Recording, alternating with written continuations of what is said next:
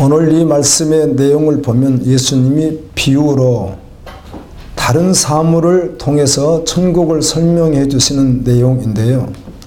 천국은 마치 이렇다. 왕의 아들의 결혼식과 같다. 이렇게 비유를 들어서 말씀했습니다. 천국은 왕의 아들의 결혼식과 같다. 왕이 아들의 결혼식 날짜를 정하고 오늘날로 하면은 청첩장을 만들었겠죠. 초청장을 만들어 신하들에게 모두에게 다 주는 것이 아니라 초청받은 사람들에게 이 초청장을 갖다 주라고 보냈습니다. 그런데 말씀해 보니까 이 초청장을 받지도 아니하고 아예 그냥 거들떠 보지도 아니하고 거절했다는 겁니다. 이 초청장을 왕이 아들 결혼식에 초청한 초청장을 거절했다는 거예요. 상상할 수 없는 일이죠.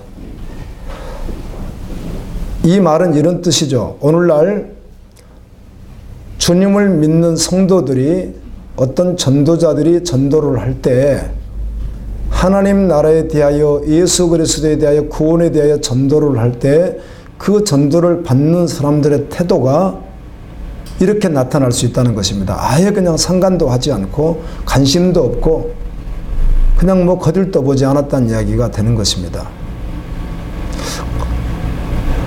왕이 이번에는 다시 아마 이곳에 다른 신하들을 했는데 어쩌면 조금 더 직분이 높은 신하들을 보냈을 수 있습니다. 말단 신하를 보내지 않고 좀 중직자 신하들을 다시 보내서 그들 다시 오라고 해라.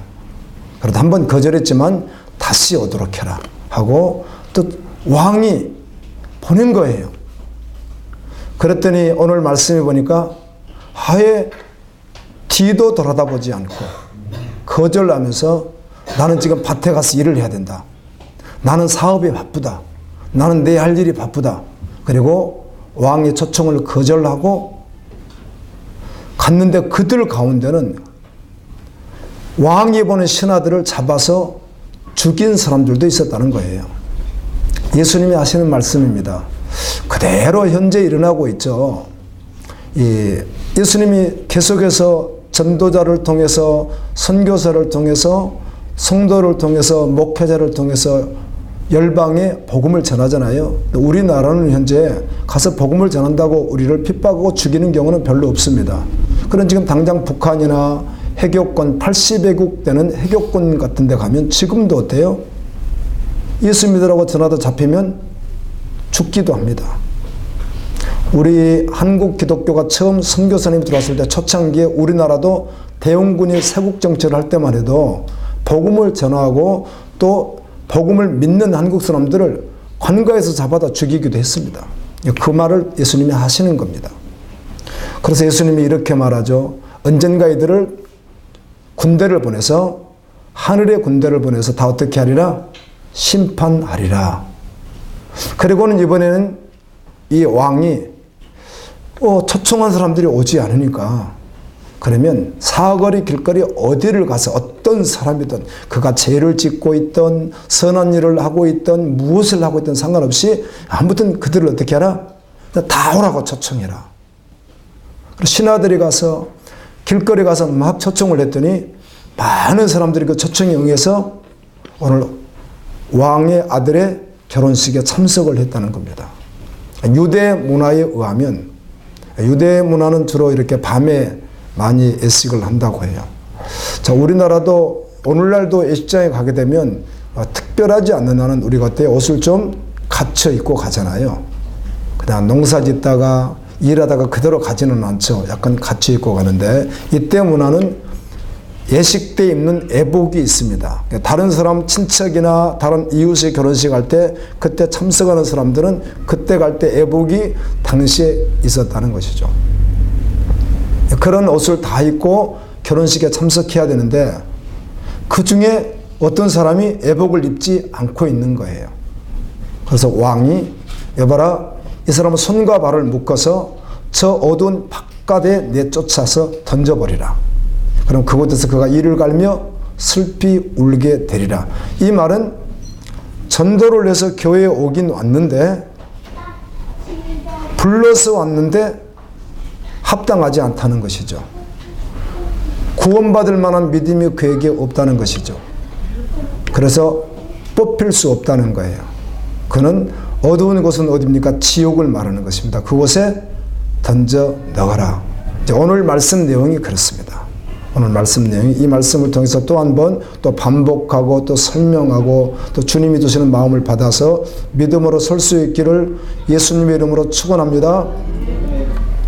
자, 왕이 예수님의 비유지만 왕이 자기 아들 왕자의 결혼식을 다 준비하고 살찐소도 잡고 짐승도 잡고 모든 것을 다 준비해서 연회를 완벽하게 준비한 거예요. 왕이. 그래서 백성들은 가서 초청받아서 가서 뭘 하면 되는 것이죠? 참여하여 즐겁게 마음껏 먹고 마시고 행복하게 보내면 되는 것이에요.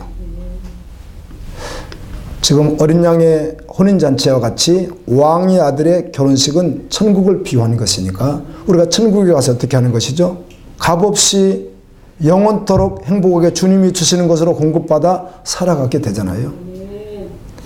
그런데 왕이 초청장을 보냈는데 거절할 수 있어요? 없어요? 했다는 거예요. 아마 이 지상에서 역대 어떤 왕이 초청장을 보냈는데 거절할 만한 백성은 쉽지 않습니다. 그런데 만왕의 왕이신 만주의 주이신 전능하신 하나님, 그분이 초청하는데 사람들은 어리석게도 끊임없이 거절한다는 거예요. 거절의 결국은 비참입니다. 아멘.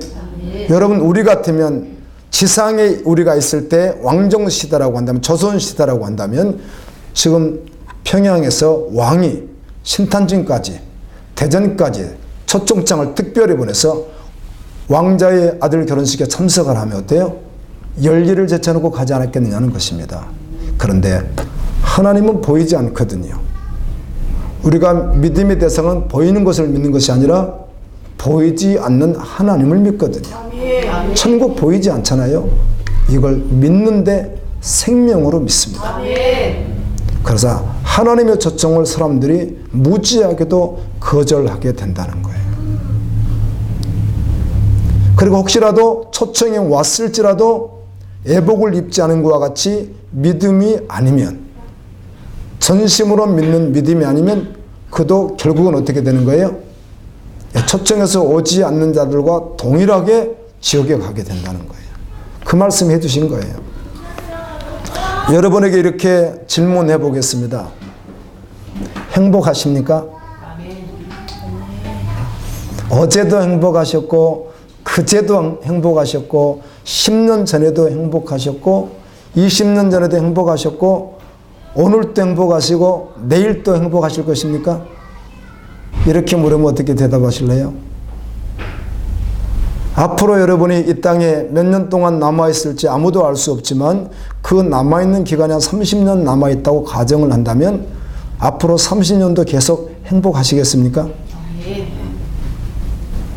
대답이 이렇게 적어지죠. 행복하십니까? 이렇게 질문했습니다. 10년 전에도 행복하셨고 오늘도 행복하시고 앞으로 10년 동안도 계속 행복하시냐고 묻는다면 왜 과거는 알 수 있는데 미래를 어떻게 알 수 있나요? 그렇게 답할 사람이 누가 있겠습니까? 그런데 믿음의 사람은 이렇게 대답합니다. 네! 10년 후에 무슨 일이 일어날 줄 알았어요. 어떤 사고가 일어날지, 어떤 실패가 있을지, 어떤 고난이 있을지 예측할 수 없습니다. 그럼에도 불구하고 믿음의 사람은 뭐라고 고백하죠? 네라고 고백합니다. 여러분, 함께 하신 여러분들이 오늘 이 주님이 주시는 이 진리를 다 깨닫고 이것이 여러분에게 믿음이 돼요. 행복을 누렸으면 좋겠습니다. 그렇게 대답합니다. 그럼 저에게 물어보십시오.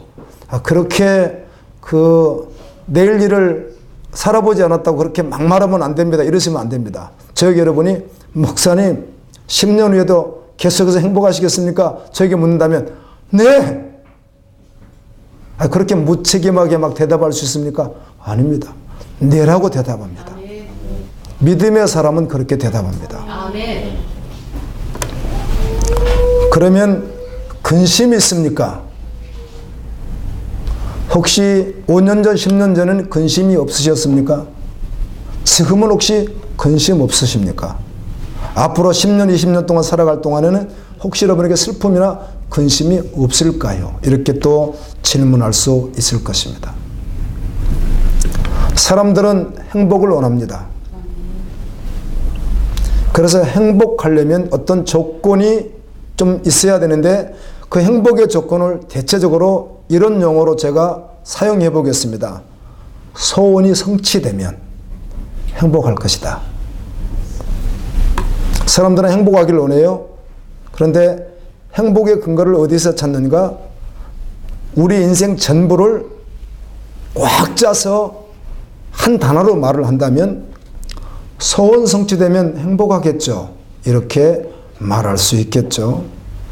소원 성취라고 하는 말은 크게 두 가지로 생각해 보죠. 하나는 가지고 싶은 것, 하나는 되고 싶은 것. 가지고 싶은 것 가운데 돈이요. 돈을 많이 가지면 행복할 거라고 생각은 일단 할 수는 있습니다. 그게 완전한 행복이 아니라는 건 이미 다 알고 있지만 그래도 돈 필요하잖아요. 혹시 빚이 있어도 돈이 지금 많이 들어오면 다 갖고 남으면 어때요? 여유가 있잖아요. 그래서 좋을 것이다. 그것도 행복의 한 조건이 될 수 있다. 또한 많은 이야기를 할 수 있겠지만 자기가 원하는 이성이나 배우자를 만나면 또 행복할 것이다. 사랑과의 관계를 말하는 것입니다. 첫 번째 물질 관계를 말했다면 두 번째는 사랑과의 관계예요. 그래서 만나면 행복할 것이다. 또 되고 싶은 것. 좋은 학벌이 있으면 도움이 되고 행복할 조건이 될 것이다. 좋은 학벌. 또 높은 자리. 좋은 학벌과 함께 높은 자리. 경제면 경제, 문화면 문화, 체육계면 체육계, 사업이면 사업, 어디든지 아무튼 좋은 학벌을 가지고 아주 높은 위치에 있으면 어때요? 행복할 것이다. 속지만 다 그렇게 생각할 수 있죠. 외모, 젊은이나 나이 드신 분이나 할 것 없이 자기 외모가 아주 뛰어나면 남자면 남자대로 여자면 여자대로 어디서 이렇게 사람들이 봤을 때 아주 외모가 뛰어나는 것. 이것도 행복의 조건이라고 생각할 수 있겠죠. 우리 한국 너무 심각하죠. 외모 지상주의 말이에요. 여러분 아무리 이렇게 말해도 목사님 그래도 잘생기는 게 좋고요. 예쁜 게 그래도 좋아요. 여러분이 그렇게 우길지는 모르지만 아무튼 사람들은 그렇게 생각한다는 거예요. 여기에 건강도 포함될 수 있겠고요. 이런 것들을 가지고 되면 행복할 것이다라고 사람들은 생각할 수 있습니다. 그러면 이 땅에 살아가는 사람들이 행복의 근거를 어디서 찾는 것이죠? 무엇을 행복이라고 하죠? 그런데 우리 알고 있습니다. 그 행복은 영원한 행복이 아니라는 사실 정도는 모두가 알고 있습니다. 그게 우리를 항상 언제나 어디서나 혹시 그것이 행복이라고 해도 이 행복이 언제 파랑새처럼 날아갈지 토론할 수 있습니다. 언제까지 유지할까? 세상은 완전하지 않으니까. 그래서 믿음의 사람은 변하지 않는 영원한 행복을 찾습니다. 아멘. 그 행복은 오직 예수 그리스도 안에만 있습니다. 아멘. 믿음 안에만 있습니다. 아멘. 이게 교회를 적어도 다닌다면, 다니기로 했다면, 예수님을 믿기로 했다면 가장 기본이면서 전부인 아멘 이런 진리를 믿음으로 받아야 합니다. 이걸 모르고 계속 왔다 갔다 하면 상황과 조지만 슬퍼했다, 기뻐했다, 또 어때요? 빠졌다, 올라갔다 막 그럴 수 있거든요. 그런데 이 진리가 정말 믿음으로 완전히 취해진 사람은 상황과 조건과 상관없이 어떻게 대답해요? 저 10년 전에 행복했습니다. 지금도 행복합니다. 앞으로 10년, 20년 앞으로도 뭐 할 것입니다? 행복할 것입니다. 이렇게 대답을 한다는 것입니다. 40대 초반인 부부에게 제가 이렇게 질문을 했습니다. 행복하십니까? 그랬더니 네! 행복합니다. 아주 매우 자신 있는 모습으로 대답을 해주셨어요. 그런데 이분에게 제가 7년 전에도 질문했었거든요. 7년 전에도 30대 초반 때도 질문을 했거든요. 그때 질문했을 때도 동일하게 대답했습니다. 네, 행복합니다. 30대 초반 때 행복하다고 대답했던 분이 이제 막 40이 갓 되신 분인데 또 질문했더니 행복합니다. 이렇게 대답을 했습니다. 그분을 완벽하게 알진 않지만 그래도 거의 뭐 재산 또 가정 상황 이 정도는 그냥 뻔한 것이니까 다 알고 있습니다. 이분은 자기 개인 소유의 지분이 없고요. 재산도 없습니다. 자녀는 있습니다. 부부인데. 그래서 묻지 않겠어요? 그렇다면 정말 행복하다고 계속해서 7년 전이나 지금이나 동일하게 대답하시는데 행복의 근거가 무엇입니까? 이렇게 물었습니다. 자신은 정말 엄청난 것을 소유하고 있다고 그러시는 거예요. 그래서 행복하다는 거예요. 사람들은 세상에 소유의 행복이 있다고 생각하거든요. 말했던 애모도 소유, 건강, 물질, 명예, 높아지는 것, 뭐 여러 가지가 소유가 아니겠어요? 이분도 엄청난 소유가 있다는 거예요. 세상 사람들이 상상도 못할 것을 가지고 있다는 거예요. 무엇입니까? 천국입니다. 아멘. 무엇입니까? 예수 그리스도입니다. 아멘. 너무 싱겁습니까? 역사 이래 이보다 더 귀한 진리가 어디 있습니까? 아멘. 이보다 더 확실한 답이 어디 있습니까? 믿음의 사람은 이런 말을 들을 때 감동합니다. 아멘. 눈물이 나고요. 겁박합니다. 자신 전부로 받아들입니다. 아멘. 선교사님 부부 이야기였습니다. 제가 잘 알고 계시는 선교사님 부부가 그렇게 대답하시더라고요. 여러분, 성경이 말을 하지 않아도 세상 현자들도 이 세상은 우리가 잠시 머물 곳이라는 거 다 말하고 있습니다. 올 때는 순서가 있지만 갈 때는 순서가 전혀 없습니다. 제가 어제는 인터넷에서 그걸 찾다가 제가 찾으면 또 뭐 대충 찾아지는 것인데요. 지금 세계 인구 이렇게 초마다 움직이는 게 있습니다. 왜 그런가 하면 뭐 정확하진 않죠. 뭐 열방에서 태어나는 사람들을 어떻게 다 한 곳에서 그걸 다 측정하겠어요.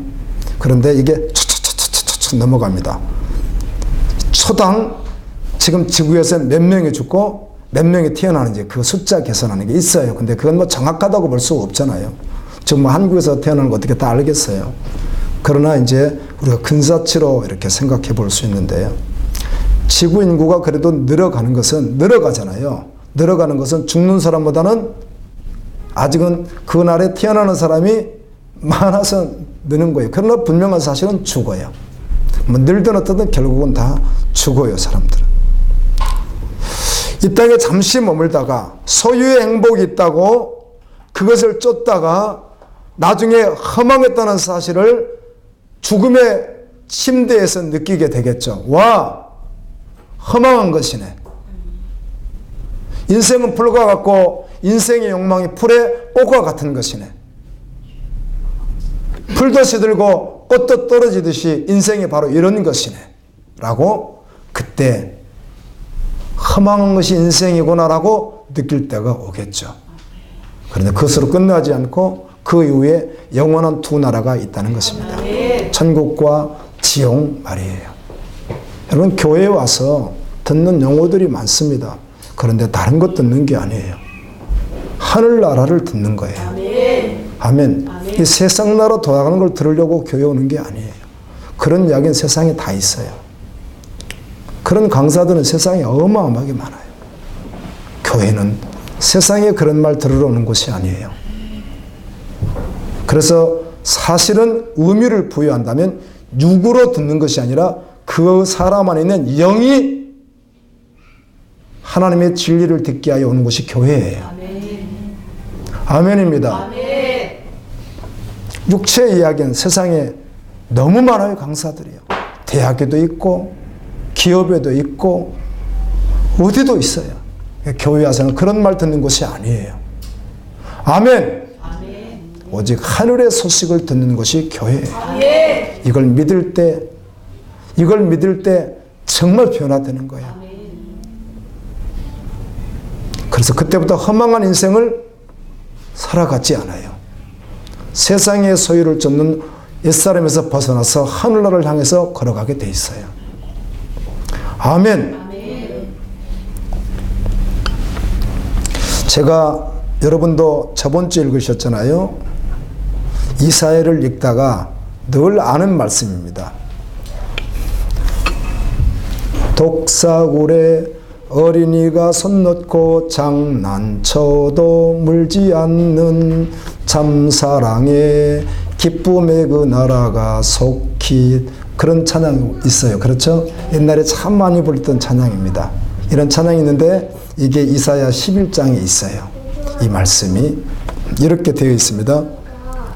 예수 그리스도 싹이라고 되어 있는, 이사야 읽을 때가 싹이라고 나와 있잖아요. 싹 두 번 나와 있잖아요. 11장. 그 싹이라고 하는 말이 누굴 말하죠? 예수 그리스도를 말합니다. 생명의 싹.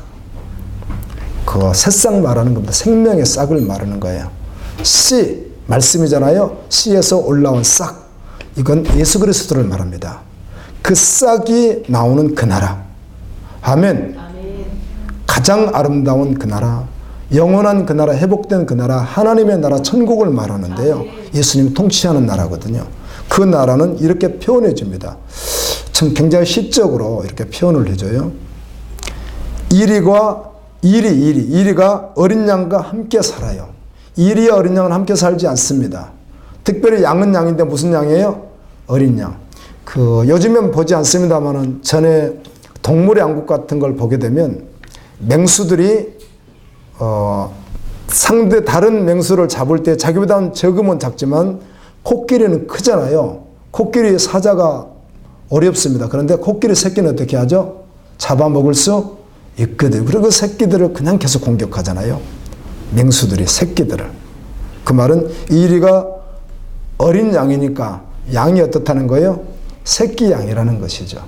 그냥 잡아먹는 거예요. 그거는요. 잡아먹지 않아요. 같이 살아요. 이 말은 이리에게 있는 그 야생성 이런 것들이 어때요? 완전히 빠져 없어져 버린 그 존재가 뭐로 바뀐 거예요? 순한 양과 같이 바뀌어져 있는 상태를 말하는 겁니다. 표범이 염소인데 어린 염소와 함께 눕기도 하고 놀기도 하고 걷기도 한다는 거예요. 염소인데 어린 염소, 새끼 염소입니다. 표범이 그냥 잡아먹습니다. 근데 그렇지 않는 나라. 독사굴이 있는데 그 속에 어린이가 막 장난을 쳐요. 돌진한 애도 장난을 치고 그 더 적은 애도 장난을 치는데 물어요 안 물어요? 물지 않는다. 이렇게 표현을 했습니다. 해도 없고 상함도 없는 나라 이렇게 했습니다. 무슨 말씀을 주님이 우리에게 하고 싶었는가 하면 이 세상은 그렇지가 않아요. 세상에 상처 주죠. 아프죠. 핥히죠. 그렇게 살아가는 것이 세상이에요. 부부도 처음에 연애할 때 이성으로 만날 때야 모두가 다 원하지만 살아보니까 어때요? 조직의 쓴맛을 알게 되는 거죠. 예, 살면 살수록 주여 인생이라는 게 만만치가 않아요. 겉으로 보기에 다 행복하고 다 좋아 보여야 돼요. 젊을 때 그런 이야기 하지만 그래도 나이가 50 넘어서 그런 이야기 하면 돌봐줘야 됩니다. 그런 분들이요. 사실 그렇지 않거든요. 그런 부부 별로 없습니다. 근데 그런 것처럼 보여질 뿐입니다. 사실은. 그렇게 보여지는 것뿐이에요. 실제로는 그렇지가 않아요. 40대까지는 봐드릴게요. 50대도 높고 중반도 높고 이래가지고 그래도 지금도 연애 시절처럼 살아갑니다. 그러면요. 그런 사람 돌봐줘야 됩니다. 사람의 관계가 어려워요. 사업에 모든 것이 어렵습니다. 그래서 당하기도 하고 또 어떤 사람은 또 복수하기도 하고 실패하는 일들도 있고 아프기도 하고 늙기도 하고 죽기도 하고 그래요, 세상은. 그런데 하나님의 나라는 그런 나라가 아니라는 거예요. 상처받는 일도 없고 고통스러운 것도 없고 배신하는 것도 없고 아픔도 없고 죽음도 없고. 아멘. 영원한 나라를 계속 성경에서 말을 해요. 믿으면 완전히 주님께 그냥 어때요? 순종의 사람으로 바뀔 수밖에 없습니다. 그 나라를 약속하셨기 때문에. 그래서 잠시 살아가는 세상에서 상황과 조건이 아픔으로 실패로 사고로 여러 가지로 드러날 수 있으나 그게 전부가 아니고 이건 잠깐이고 잠시 후에 갈 나라가 있으니까 그때도 뭐라고 고백하는 거예요? 믿음의 사람이 행복합니다 이렇게 고백하는 거예요. 대전에서 2년 전에 그때 저희가 그 애국에 이렇게 아울리치를 우리 팀이 다녀와서 그 집을 꼭 가야 했어요. 팀원 가운데 권사님 한 분이 70이 넘으신 분이 뇌암으로 이제 사형 선고를 받으셨는데 영동 세브란스에서 이건 뭐 안 된다는 거죠. 수술을 해서는 안 됩니다. 이렇게 해가지고 마지막 이제 결론이 다 내렸는데 그래서 그분에게 기도해 주러 갔더니 이분이 지금 뭐 하고 계십니까? 그랬더니 일단 정리하고 계신데요. 그래서 뭐 집도 뭐 자녀 주고 이렇게 할 수는 있지만 어떻든 다 팔아서 깨끗하게 정리를 싹 하고 그냥 이렇게 곱게 주님 앞에 가고 싶습니다 하면서 차분하게 정리하고 계시는데 물었죠. 초췌하시죠? 암이시니까. 물었더니 어떻든 그 속엔 들어가 보지 않았지만 이분이 믿음의 고백으로 뭐라고 하는지 아세요? 지금 주님 나라에 갈 준비가 다 되어 있다는 거예요. 아멘.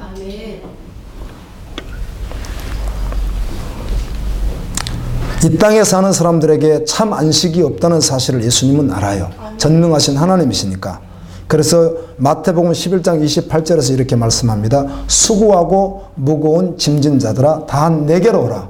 내가 너희를 쉬게 하리라. 내 멍에는 무겁지 않아. 내 멍에는 쉽다. 이렇게 말씀합니다. 멍에 아시죠? 소가 매는 멍에 말이에요. 그런데 구약 성경에 보면 내기서 성경 같은 데 뭐 이렇게 되어 있습니다. 나귀와 소는 결의해서 하지 마라. 결의라고 하는 말은 두 마리가 그 하나의 쟁기를 끌든지 두 마리가 하나의 수레를 끌든지 그렇게 하는데 소는 크고 나귀는 어때요? 작잖아요. 그리고 소하고 나귀는 성향이 같아요? 틀려요? 틀려요. 생각도 틀리고 고집도 틀리고 다 달라요. 그러니까 둘이 같이 해놨다가는 제대로 일이 안 된다는 거죠. 그렇게 하지 말라. 소는 어떻게 소 두 마리 비슷한 소 두 마리를 딱 해서 멍에를 내서 일을 시키면 한다는 거예요. 그런데 이 소 두 마리 가운데 하나가 리더를 한대요. 그래서 예수님이 하시는 말씀은 내가 멍에 메고 가는 길에 너도 내 옆에서 뭘 해라? 나와 함께 멍에를 뭘 끌고 가자는 거예요? 우리의 모든 삶 인생을 끌고 가면 누가 리더 하시겠다는 거예요? 그 말씀 하시는 거예요. 그 말씀. 그 말씀. 내가 주인 되면 늘 불안해요. 그래 정말 믿음의 사람 내가 주인 아니거든요. 주님이 주인이시거든요. 그분이 운전대 가지고 계시거든요. 가장 완전하다는 겁니다. 우리 인생의 운전대를 주님이 가지고 계시는 거예요. 그래서 초청하시는 거예요. 왕자의 결혼식에 사람들을 초청하는 것과 같이 예수님은 계속 초청하는 거예요. 아멘. 누구를 통하여? 전도자를 통해서, 가족을 통하여, 이웃을 통하여, 전도자를 통해서 초청하는데 어떤 사람 초청했더니 하야 그냥 그런 소리 하지 말라는 거예요. 관심이 없다는 거죠. 그리고 어떤 사람은 나 지금 바쁘다고, 나 사업도 해야 되고, 어떤 사람 밭에 가야 되고, 또 성경을 보면 나 지금 소를 사서 또 밭에 일하러 가고 또 테스트도 해야 된다고 하면서 싫다는 거죠. 어제 누가복음 묵상하셨죠? 오늘 18장 묵상했습니다. 17장 묵상을 하다 보면 예수님이 이렇게 말을 합니다. 우리가 밟고 있는 이 세상이 끝이 날 때가 온다는 거예요. 사람들을 믿지 않습니다. 베드로 성경에 보게 되면 이 우주에 있는 별들과 지구가 어느 날 온자와 분자와 같이 분해되듯이 완전히 분해돼서 띠끌같이 완전히 분해돼서 어떻게 한다? 온데간데 없이 끝이 난다. 이렇게 성경은 말합니다. 사실 정말 그렇습니다. 그날이 오기 전까지 이렇게 전도자들이 전도를 해도 듣지 않는 사람들이 있을 것이라는 거죠. 그 듣지 않는 사람들은 어떻게 하는가? 그 내용이 나와 있습니다. 그걸 노아의 때와 노세 때와 같이 그렇다. 이 노아의 때가 무엇인가 하면 사실은 노아가 최초의 사람이었던 아담의 10대 손입니다. 10대 손이에요. 그런데 역사가들에 의하면 그리고 고고학으로 아무리 증명해도 그전에는 홍수가 있었어요? 없었어요? 없었어요. 큰 비가 없었다는 거예요. 그때는 아무튼 사람이 태어나면 그냥 900살 살아요. 가장 적게 산 사람이 777세. 노아의 아버지 라멕이 777세를 살고 나머지는 다 어때요? 900살씩 막 삽니다. 사람들이. 그런데 온 세상에 비가 와서 잠긴다고 하니까 아무도 안 믿는 거예요. 뭐 비가 온다는 건 믿을 수 있겠는데 또 홍수가 와서 뭐 예를 들어서 한 1m, 2m 이렇게 비가 온다. 이건 혹시 모르겠는데 세상에 지구가 다 덮을 물이 비가 온다고 하니까 그걸 누가 믿겠어요. 그래서 안 믿어지는 거예요. 적당히 믿을 이야기를 하면 믿죠. 안 믿어지는 거예요. 노아가 그냥 온 가족이 생명을 다해서 하나님이 약속하신 말씀을 믿고 그 배를 만듭니다. 아무도 동참하지 않습니다. 어리석다는 겁니다. 왜 투자를 그렇게 하느냐는 것이죠. 보이지 않는 하나님이 어디에 있다고, 천국이 어디에 있다고 이렇게 하는 거죠. 다요. 그런데 그들은 믿었어요. 아멘. 베드로서에 보면 노아가 오늘 비 오기 바로 전까지도 전도를 했다는 거예요. 그때 사람들이 어떻게 했는가? 시집가고 장가간다는 말은 인간이 누릴 수 있는 최고의 쾌락의 날이다. 그 뜻입니다. 이해되시죠? 그 말이에요. 뭐 요즘에 뭐 자기가 원하는 것을 하고 이런 것도 있겠지만 시집가고 장가가는 것은 어떤 그 사람의 인생에 있어서 가장 어떤 날이라는 거죠? 여성들이야 태어나서 가장 아름다운 날이 시집갈 때 분장한 날이라면서요. 그 뜻이에요. 그 뜻이에요. 시집가고 장가갔다는 말은 인간들 자기들이 누릴 수 있는 최고의 쾌락의 시간들을 보내고 있었다는 거예요. 그리고 장사하고 팔고 집을 짓고 이게 나쁜 게 아닙니다. 장가 시집 가는 게 나쁜 것도 아니고 장사하는 게 나쁜 것도 아니고 집을 짓는 것도 나쁜 것도 아닌데 문제는 무엇이었다는 거죠? 믿지 않고 그 일을 했다는 것이죠. 그래서 홍수가 나서 그들을 다 심판했다는 겁니다. 노세 때는 소돔과 고모라, 제가 그 지역 갔다 왔습니다. 그 소돔과 고모라 지역을 갔었는데 그게 지금 사해바다가 돼 있어서요. 그 이스라엘 사해바다 아시잖아요. 정말 이렇게 들어가서 수영하면 안 됩니다. 그 수영하면 안 돼요. 그냥 있으면 그냥 떠버립니다. 사람이. 1시간 동안 계속 떠 있습니다. 저도 들어가서 이렇게 있으니까 그냥 떠버립니다. 사람이 이렇게. 염분이 너무 많아서 그래요. 그곳이 소돔과 고모라라고 하는 지역인데요. 이 지역이 그 주변 도시에서는 가장 번창한 도시였습니다. 가장 화려한 도시였습니다. 우리 같으면 한국의 압구정동, 요즘도 압구정동인가요? 강남인가요? 아무튼 이렇게 가장 화려한 도시였습니다. 그런데 죄악은 많았죠. 이스라엘에 갔는데 이스라엘에서 최고로 발달된 도시가 텔아비브라는 곳인데 와, 여기는 가장 현대식 건물로 가장 아주 초화롭게 지어진 곳인데 동성애자들이 제일 많은 곳입니다. 그것이요. 아무튼 세상 문화가 꼽히는 곳엔 반드시 뭐가 같이 가죠? 죄가, 음란이 항상 같이 가더라고요. 소돔과 고모라가 그런 곳이에요. 그래서 천사가 와서 불로 심판한다는 거예요. 불로. 그래서 두 사위에게 말해서 사위들이 뭐라고 그래요? 아이 장인어른, 무슨 말씀을 그렇게 하세요? 우리 성이 왜 불로 심판을 받아요? 정신 차리세요, 장인어른. 그리고 농담으로 듣지 않습니다. 막 나오기 직전까지도 사람들이 어때요? 성경에 보니까 사고, 팔고, 짓고, 시집가고, 장가고 있으면서 깨달지 못했다는 거예요. 그리고는 유황불이 왔는데, 역사가들에 의하면 화산이 폭발해서 한 50리 정도를 이렇게 포물선을 그리면서 갖다 때려버렸다 하더라고요. 그것을. 그렇게 말하는 분들도 계세요. 지형이 완전히 바뀌어버리는 거예요. 위와 같은 날이 온다는 거예요. 아멘. 그런데 하늘나라 말하면 잘 믿지 않죠. 보이지 않으니까. 그래, 진짜 믿음의 사람은 보이지 않는 것을 실제로 알고 믿고 살아가는 것입니다. 아멘. 여러분 왜 슬프죠? 여러분 왜 기쁩니까? 믿음의 사람은 슬픔과 기쁨의 근거를 나타나는 어떤 현상에 두지 않습니다. 아멘. 아멘. 아멘. 기뻐하는 것도 하나님 나라 때문에, 슬퍼하는 것은 가족이 믿지 않을 때 그 영혼을 생각하면서 슬퍼할 수 있고, 아멘. 아멘. 이웃이 믿지 않을 때 그 영혼을 생각하면서 슬퍼하는 것이지, 사업이 좀 안 됐다 이래서 슬퍼하고, 정서적으로 슬플 수 있죠. 감정적으로요. 그걸 뭐 다 배제한다는 말이 아니라 전제적으로 슬퍼하지 않습니다. 이겨냅니다, 그것을. 진짜 슬픔이 있다면 믿지 않는 가족들 영혼을 바라볼 때 정말 슬픈 것이거든요. 기쁨의 근거는 하나님의 나라고요. 아멘. 그 믿음의 사람이에요. 그래서 오늘 행복합니까? 아멘. 10년 전에도 7년 전에도 행복하다고 하시더니 앞으로 10년 동안도 행복하실 것입니까? 아멘. 이렇게 믿음의 사람은 고백한다는 겁니다. 여러분, 세상 어디에도 안전하고 어린 아이 때부터 노인이 되기까지 변함없이 행복을 누리는 곳은 존재하지도 않습니다. 일시적으로 있지만, 그러나 하나님의 나라는 영원합니다. 아멘.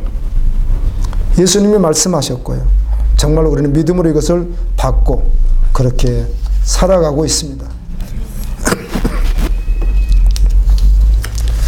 사람들이 무엇이 두렵느냐고 여쭤보면 각각 상황이 있으니까요. 지금 뭐 부도가 나서 막 넘어가려고 하는 사람이 얼마나 두렵겠어요. 죽음보다 더 두렵다고 그래요, 이런 분들은요.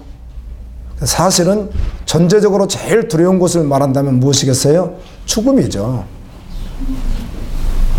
그런데 이제 두려움을 말할 땐, 지금 당장 막 사업이 막 넘어가서 돈이 채워지지 않아 부도 나서 끝날 것 같으면 뭐 죽기도 하고 그러잖아요. 이땐 그 문제가 가장 두렵다고 하지만, 그런 거 말고 전제적으로는 결국은 모든 인간의 공통적으로 전제적으로 가장 두려운 것이 있다면 죽음이라는 것이죠. 죽음이요.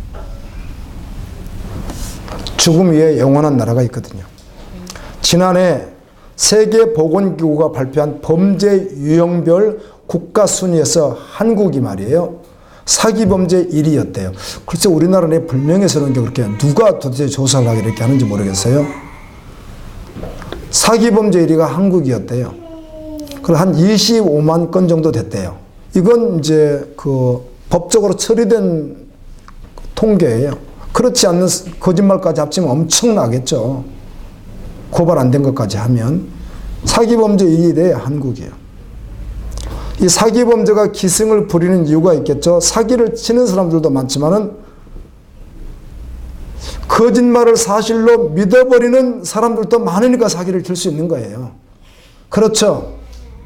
사기를 치는데, 거짓말 하는데 내가 믿으니까 사기 당하는 것 아니겠어요. 그러니까 사기 치는 사람들도 많지만은 사기를 치면 또 어때요? 속아서 당하는 사람도 많기 때문에 사기가 있는 거예요. 돈도 사기당하고, 집도 사기당하고, 땅도 사기당하고, 결혼도 사기당하고.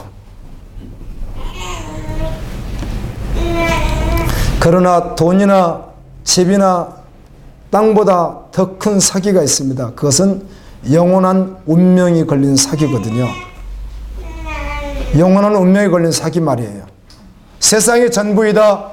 하나님의 나라는 없다. 세상의 학문이, 유물사관이, 쥐나론이, 세상 살아가는 사람들이 그렇게 살아가잖아요. 그들이 사기를 치든 안 치든 이건 사기가 되는 거예요. 이 사기는 우리의 영원한 운명이 걸려 있다는 겁니다. 어린아이 때 중요하게 여기는 것이 있습니다. 뭐 예를 들면 여자 같으면 어린아이는 뭐 여자 인형 같은 걸 좋아하겠죠. 어린아이 남자들은 로봇도 좋아하잖아요. 그런데 아이가 커서 20살이 되었는데 그거 가지고 놀면 안 되잖아요. 예수님을 믿지 않을 때는 동일하게 세상의 가치가 그렇게 중요했는데 정말 예수님을 믿게 되면 그 가치에서 벗어나게 됩니다. 영원한 가치를 바라보며 영원한 가치를 소망하며 그것이 전부 돼서 살아갑니다. 완전히 다릅니다. 그래서 세상에서 준다는 그 가치의 행복에 자신을 내던지지 않습니다. 소원 성취되면 행복하다고 해서 그것을 쫓는 그 길에서 아멘 하늘나라를 바라보는 사람으로 바뀝니다. 우선순위가 달라집니다. 집중이 달라집니다. 그리고 대가지불을 합니다. 마지막에 가서 얻을 그 나라이기 때문에 그렇습니다. 우선순위가 달라지죠. 집중이 달라집니다. 원래 집중했던 인생에 자기가 집중했던 곳에서 예수님에게로 바뀝니다. 그리고 그곳에 대가지불도 해야 안 해요?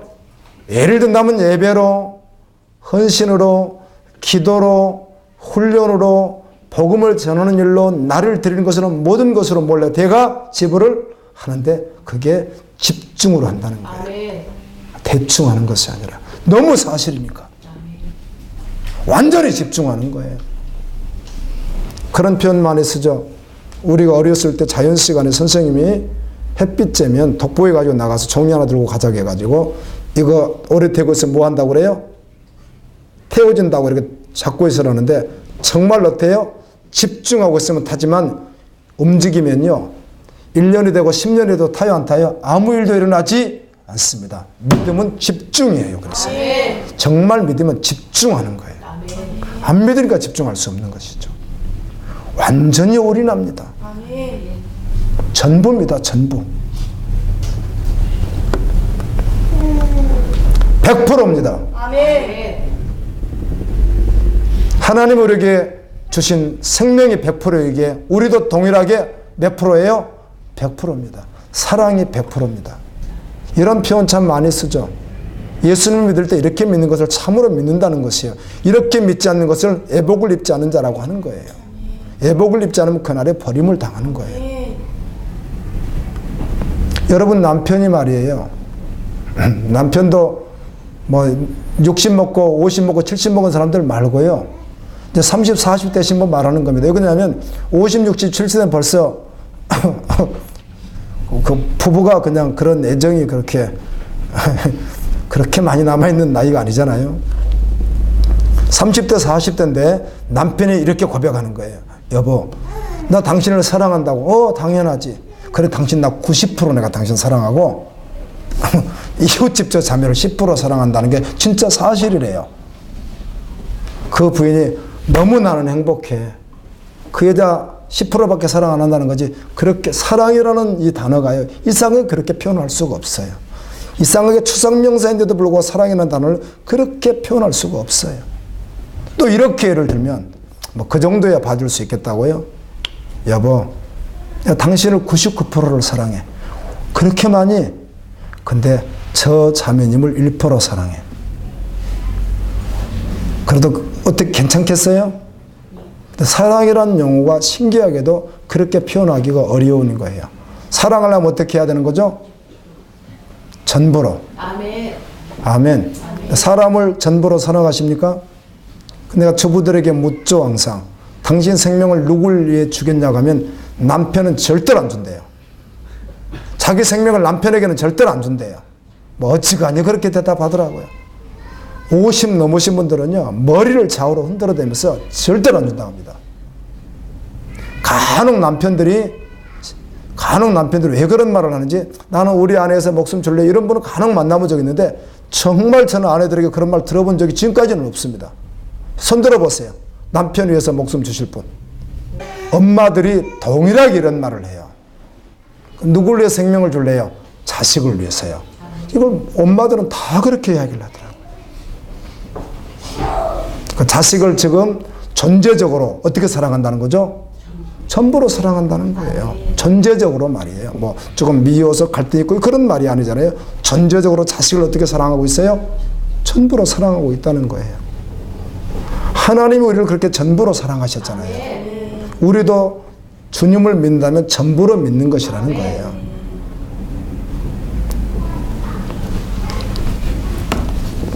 여러분, 전도자를 통해서 여러 가지 상황에 교회에 오시게 되었죠. 그러면 구원받아야 합니다. 아멘. 그 왕자의 결혼식에서 누릴 수 있는 모든 것을 영원히 누려야 합니다. 아멘. 누리지 못한 자는 애복을 입고 있지 않는 자, 즉 주님이 보셨을 때 믿음이 합당하지 않는 자, 예수님에게 전부되지 않는 자를 말합니다. 전 요즘에 이런 생각을 합니다. 나도 설교를 늘 하고 있고 여러분들은 설교를 늘 듣고 있고 매번 성경 보고, 그래서 이런 말을 수없이 뭐 표현을 굳이 한다면 수만 번을 듣고 있다 보니까 이제 너무 듣다가 보니까 정말 그런가. 근데 그날이 오면 아멘, 왕이 혼인잔치에 온 사람들을 보러 오는 날과 같이 그 마지막 그날이 왔을 때 지금까지 들었던 그 말씀은 실제이며 아멘. 진리이며 그대로 이루어질 것입니다. 아멘. 그날이 우리 앞에 반드시 옵니다. 아멘. 주님의 초청에 아멘 하십시오. 아멘. 그리고 전부로 오십시오. 아멘. 학생들이라고요? 어린아이라고요? 아니요. 우리 인생은 잠깐 왔다가 나그네와 같이 가요. 인생은 풀과 같고 인생의 영광이 풀의 꽃과 같아요. 세상에서 이루고자 하는 모든 가치가 풀의 꽃이란 말이에요. 반드시 시들고 반드시 떨어지나 하나님이 우리에게 약속하신 말씀만 영원해요. 아멘. 이것을 믿는 자를 그리스도인이라고 하는 것이에요. 아멘. 왕의 아들의 결혼, 천국의 영광을 이 땅에서도 믿음으로 누리기에 저는 행복해요. 10년 후에 돼요. 저는 행복해요. 영원히 행복해요. 아멘. 이리와 사슴이 함께 누워도 물지 않는, 해암도 상처도 주지 않는 영원한 그 나라. 아멘. 저는 소망하고 믿어요. 아멘. 아멘입니다. 아멘. 그래, 믿음으로 달려갈 수 있기를 예수님의 이름으로 축원합니다. 아멘.